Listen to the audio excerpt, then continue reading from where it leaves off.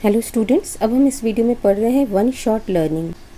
जो deep convolution neural networks होते हैं उनका यूज़ हम इमेज क्लासिफिकेशन में यूज़ करते हैं। डीप कन्वोल्यूशन न्यूरल नेटवर्क्स मतलब जहाँ पर number of layers convolution network में बहुत सारी हों। तो उस केस में हमें क्या करना पड़ता है, अगर हमें इमेज क्लासिफिकेशन करना है तो हमें lot of label data provide करना पड़ता है ट्रेनिंग के लिए। क्योंकि इमेज क्लासिफिकेशन करना है तो इमेजेस बहुत सारी इनपुट में देनी पड़ेंगी। ट्रेनिंग एग्जाम्पल के लिए कन्वोल्यूशन न्यूरल नेटवर्क जो है वो लर्निंग करेगा और उसके बाद उसको हम यूज़ कर सकते हैं न्यू इमेजेस को प्रेडिक्ट करने के लिए। तो ऐसी बहुत सारी एप्लीकेशंस हैं जिनके लिए लार्ज अमाउंट ऑफ डेटा को कलेक्ट करना पॉसिबल नहीं होता है। तो इस प्रॉब्लम को सॉल्व करने के लिए हम यूज़ करते हैं वन शॉट लर्निंग।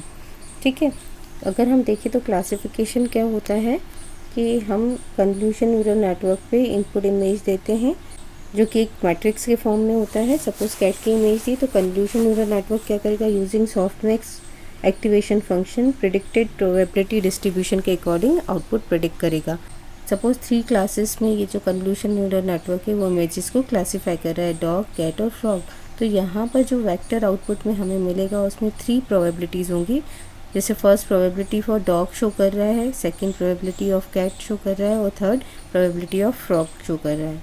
इसका मतलब है कि आउटपुट में हमें ये मिला है कि ये इमेज जो इनपुट में दी गई है ये 20% रिसेंबल हो रही है डॉग से, 70% रिसेंबल हो रही है कैट से और 10% रिसेंबल हो रही है फ्रॉग से। इसका मतलब है कि हायर प्रेडिक्टेड वैल्यू किसकी, हायर प्रोबेबिलिटी किसकी है, इसके कैट होने की। तो इस टाइप से इमेज क्लासिफिकेशन होता है कन्वोल्यूशन न्यूरल नेटवर्क में। सपोज़ करो कि एक हम फेस रिकॉग्निशन में यूज़ करना चाहते हैं इसका कन्वोल्यूशन न्यूरल नेटवर्क का। तो जैसे एक बहुत बड़ी ऑर्गेनाइजेशन है, उसमें बहुत सारे एम्प्लॉयज़ हैं, थाउजेंड्स में एम्प्लॉयज़ हैं। तो अगर फेस डिटेक्शन करवाना है यूजिंग कन्वोल्यूशन न्यूरल नेटवर्क तो हमें क्या करना पड़ेगा, ट्रेनिंग के लिए जितने भी एम्प्लॉयज़ हैं उन सभी की फ़ोटोज़, मल्टीपल फ़ोटोज़ जो हैं वो देनी पड़ेगी कन्वोल्यूशन न्यूरल नेटवर्क को एज ए ट्रेनिंग एग्जाम्पल। फिर कन्वोल्यूशन न्यूरल नेटवर्क क्या करेगा, उस पर ट्रेनिंग परफॉर्म करेगा और फिर जब आप उसके पर्सन की न्यू फ़ोटो दोगे तो वो उसको रिकॉग्नाइज़ करेगा, डिटेक्ट कर लेगा। बट यहाँ पर क्या हो रहा है कि क्योंकि अगर ऑर्गेनाइजेशन में बात करें तो वहाँ पर नए लोग भी ज्वाइन होते रहते हैं और पुराने लोग जॉब छोड़ते जाते हैं।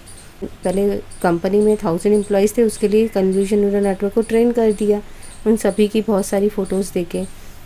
फिर उसके बाद क्या हुआ, कोई नया एम्प्लॉय ज्वाइन हुआ तो उस केस में क्या होगा, उसकी भी हमें बहुत सारी फ़ोटोज़ लेनी पड़ेगी और वापस से कन्वोल्यूशन न्यूरल नेटवर्क को रीट्रेन करना पड़ेगा। ठीक है, अब जितने एम्प्लॉयज़ आते जा रहे हैं उनके लिए बार बार रीट्रेनिंग करनी पड़ेगी कन्वोल्यूशन न्यूरल नेटवर्क को और साथ ही साथ बहुत सारा डेटा भी उसका लेना पड़ेगा। और अगर कोई पर्सन छोड़ के चला जाता है जॉब तो अगेन कन्वोल्यूशन न्यूरल नेटवर्क को रीट्रेन करना पड़ेगा। तो इसमें क्या है कि डिफ़िकल्टी आती है। तो उस केस में अगर फेस रिकॉग्निशन या फेस डिटेक्शन के लिए अगर हम कन्वोल्यूशन न्यूरल नेटवर्क को यूज़ करना चाहते हैं तो हमारे पास कुछ ऐसी टेक्निक होनी चाहिए जिससे हमें ज़्यादा डेटा जो है कन्वोल्यूशन न्यूरल नेटवर्क को नहीं देना पड़े और बार बार रीट्रेनिंग नहीं देनी पड़े।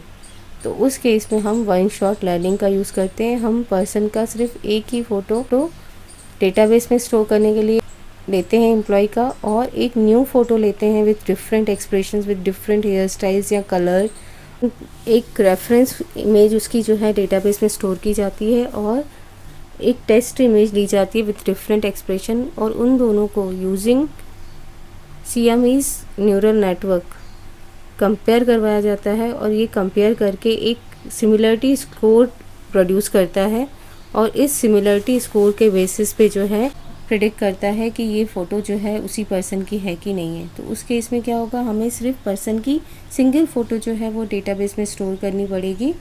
तो उससे क्या होगा, हमें लार्ज अमाउंट ऑफ डेटा भी नहीं चाहिए होगा और हमारा कन्वोल्यूशन न्यूरल नेटवर्क है उसे बार बार रीट्रेनिंग भी नहीं देनी पड़ेगी फॉर न्यू पर्सन। तो उससे क्या होगा, कन्वोल्यूशन न्यूरल नेटवर्क को हमें ज़्यादा डेटा प्रोवाइड नहीं करना पड़ेगा। तो वन शॉट मतलब सिंगल फ़ोटोग्राफ के थ्रू ही कन्वोल्यूशन न्यूरल नेटवर्क को लर्न करवाया जा रहा है कि कैसे जो है उसे टेक करना है फेस कि वो गिवन पर्सन का है कि नहीं है। Deep convolution neural networks are used for image classification tasks, but they require a lot of labeled data for training. तो डीप कन्वोल्यूशन न्यूरल नेटवर्क को हम इमेज क्लासिफिकेशन के टास्क के लिए यूज़ करते हैं, बट उस केस में हमें लॉट ऑफ लेबल्ड डेटा लेना पड़ता है कन्वोल्यूशन न्यूरल नेटवर्क को ट्रेनिंग देने के लिए। In many application collecting large amount of label data is sometimes not possible. और ऐसी बहुत सारी एप्लीकेशंस है जिसमें हम large amount of label data को कलेक्ट नहीं कर पाते हैं। तो to solve this problem one shot learning is use. तो इस प्रॉब्लम को सॉल्व करने के लिए वन शॉट लर्निंग का यूज़ होता है। In standard classification the input image is fed to the convolution neural network and it produce output in probability distribution over all the classes using a softmax activation function. In above example number of classes equals to 3। तो जो standard classification अभी तक हमने पढ़ा है उसमें क्या करते हैं, हम input image convolution neural network को देते हैं और वो जो आउटपुट प्रोड्यूस करता है वो किस फॉर्म में रहता है, प्रिडिक्टेड प्रोबेबिलिटी डिस्ट्रीब्यूशन के फॉर्म में देता है। और जितनी नंबर ऑफ क्लासेस के लिए आपने उसको डिज़ाइन किया है उतनी साइज़ का वो आउटपुट वेक्टर प्रोड्यूस करता है प्रोबेबिलिटीज़ के फॉर्म में यूजिंग एक्टिवेशन फंक्शन। तो हमारे केसेस में हमने देखा 3 थे।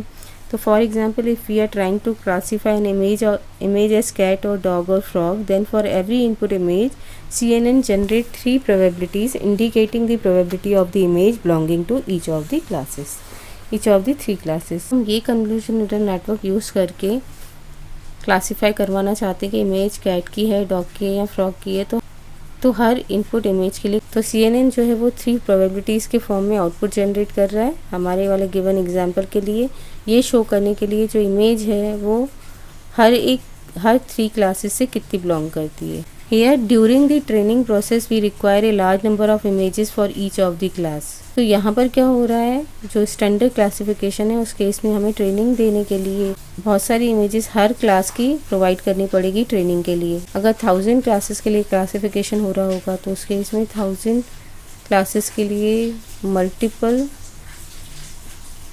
इनपुट इमेजेस देनी पड़ेगी ट्रेनिंग के लिए। तो उस केस में लार्ज अमाउंट ऑफ डेटा हमें चाहिए होगा इमेजेस का ट्रेनिंग देने के लिए कन्वोल्यूशन न्यूरल नेटवर्क को। तो ये एक प्रॉब्लम है। सेकंड प्रॉब्लम क्या है, if the network is trained on about 3 classes then we can not expect to test it on any other class. तो अगर आपने न्यूरल नेटवर्क को ट्रेन किया है 3 क्लासेस के लिए, डॉग्स, कैट्स और फ्रॉग के लिए, और अगर आप चाहते हो इमेज अगर हम माउस दें तो वो भी बता पाए कि ये माउस क्लास से बिलोंग करती है, तो ऐसा पॉसिबल नहीं है। आपने जिन क्लासेस के लिए उसको क्लासीफाई किया है, ट्रेनिंग दी है, सिर्फ उन्हीं इमेजेस को वो क्लासीफाई कर सकता है। If we want our model to classify the image of mouse also then we need to first get a lot of mouse images and then we must retrain the model again. तो अगर आप चाहते हो कि ये mouse के images को भी क्लासीफाई करे तो आपको क्या करना पड़ेगा, उसकी भी बहुत सारी इमेजेस को आपको कलेक्ट करना पड़ेगा और फिर वापस से कन्वोल्यूशन न्यूरल नेटवर्क को रीट्रेन करना पड़ेगा। But there are applications where in no enough data is available for each class. But ऐसी बहुत सारी एप्लीकेशंस है जहाँ पर हर क्लास के लिए इनफ डेटा अवेलेबल हो, ऐसा पॉसिबल नहीं होता है। Total number of classes are use and dynamically changing. और ऐसी बहुत सारी क्लासेस के लिए हमें क्लासिफिकेशन करना पड़ता है और ये जो क्लासेस होती हैं वो डायनामिकली चेंज होती रहती हैं। इसका मतलब है कि पहले सपोज़ 2 क्लासेस में ही क्लासिफिकेशन करना था, फिर 10 में करना पड़ा, फिर 100 में करना पड़ा। तो जहाँ पर नंबर ऑफ क्लासेस चेंजिंग हो उस केस के लिए हम इस टाइप से ट्रेनिंग नहीं प्रोवाइड कर सकते हैं जैसे हम स्टैंडर्ड क्लासिफिकेशन में कर रहे थे। Therefore the cost of data collection and periodical retraining is too high। तो इस टाइप के स्टैंडर्ड क्लासिफिकेशन के लिए जो हम कन्वोल्यूशन न्यूरल नेटवर्क यूज़ कर रहे हैं उस केस में हमें बहुत सारी कॉस्ट लगेगी डेटा कलेक्शन करने के लिए और पीरियोडिकली रीट्रेनिंग करनी पड़ेगी हमें, क्योंकि वो डायनामिकली चेंजिंग है। तो उस केस में हमें बार बार रीट्रेन करना पड़ेगा मॉडल को, बार बार ट्रेनिंग प्रोवाइड करनी पड़ेगी और जिसकी वजह से टाइम ज़्यादा लग जाएगा। तो इन सब का सॉल्यूशन है one shot classification. Here we require only 1 training example for each class, hence the name one shot. तो वन शॉट क्लासिफिकेशन में क्या होता है, हमें सिर्फ एक ट्रेनिंग एग्जाम्पल चाहिए होता है हर क्लास के लिए। अगर सपोज डॉग, कैट और फ्रॉग के लिए अगर आप क्लासिफिकेशन करना चाहते हो तो आपको एक डॉग की इमेज चाहिए होगी, एक कैट की इमेज और एक फ्रॉग की इमेज।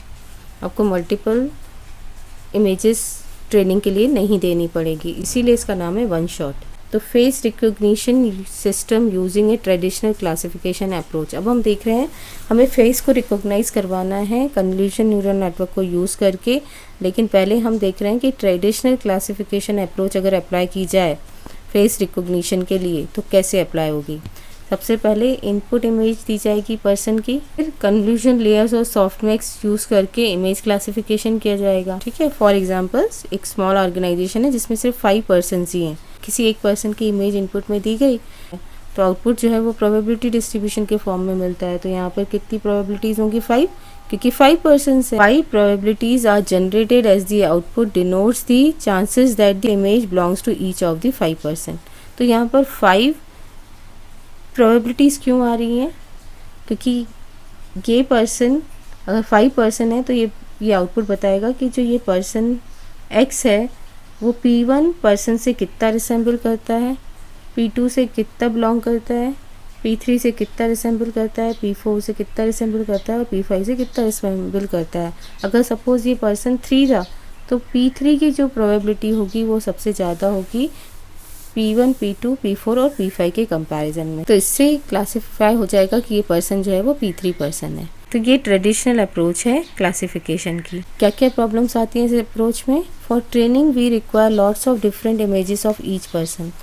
हर पर्सन के लिए हमें बहुत सारी इमेजेस को लेना पड़ेगा ट्रेनिंग देने के लिए।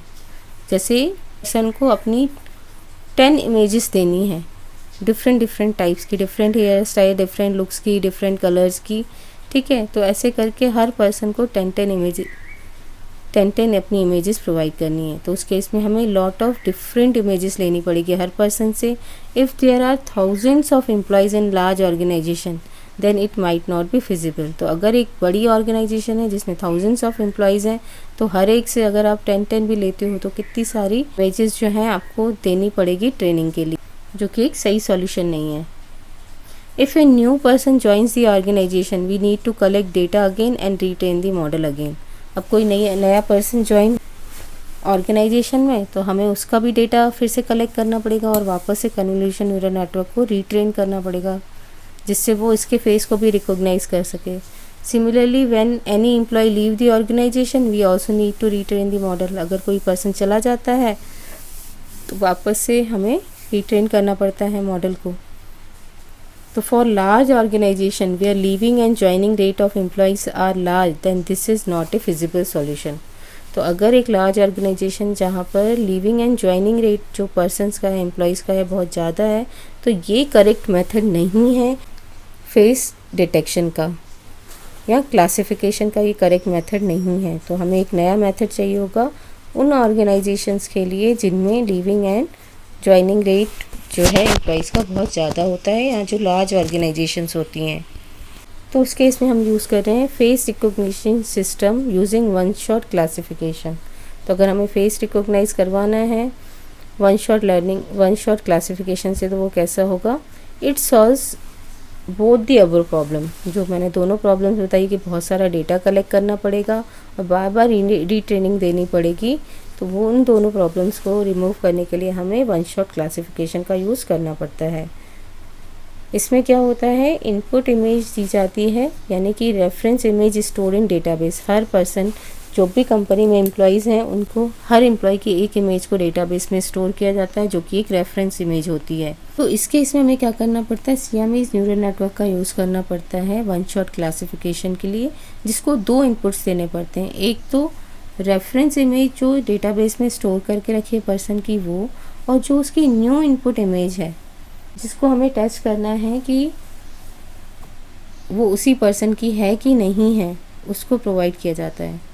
और सियामीज़ न्यूरल नेटवर्क क्या करता है, एक आउटपुट प्रोड्यूस करता है जो कि एक सिमिलरिटी स्कोर होता है denoting how similar the 2 input images are. ठीक है, ये सिमिलरिटी स्कोर में आउटपुट प्रोड्यूस करता है जो बताता है कि ये दोनों इमेजेस कितनी सिमिलर हैं। अगर सिमिलरिटी स्कोर की वैल्यू 0 आती है इसका मतलब है कि उन दोनों इमेजेस में कोई सिमिलरिटी नहीं है। जैसे मैंने पर्सन 1 की इमेज डेटाबेस में ली है और मैं उसको टेस्ट करवा रही हूँ किससे, दूसरे पर्सन 2 से, तो उनका सिमिलरिटी स्कोर क्या आएगा, 0 आएगा क्योंकि वो दोनों ही डिफरेंट पर्सन्स की इमेजेस हैं। और अगर 1 आता है इसका मतलब है मैंने सेम पर्सन की इमेज दी हुई है जो डेटाबेस में स्टोर्ड है।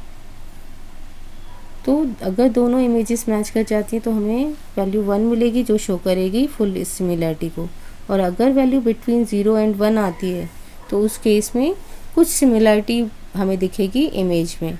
तो इस टाइप के स्कोर को जनरेट करने के लिए यहाँ पर सिग्मॉइड एक्टिवेशन फंक्शन का यूज़ करता है Siamese neural network. One shot learning is a classification task where one or a few examples are used to classify many new examples in the future। तो one shot learning क्या एक classification task है जिसमें single या few examples use करके हम classify कर सकते हैं किसी भी न्यू एग्जाम्पल को फ्यूचर में।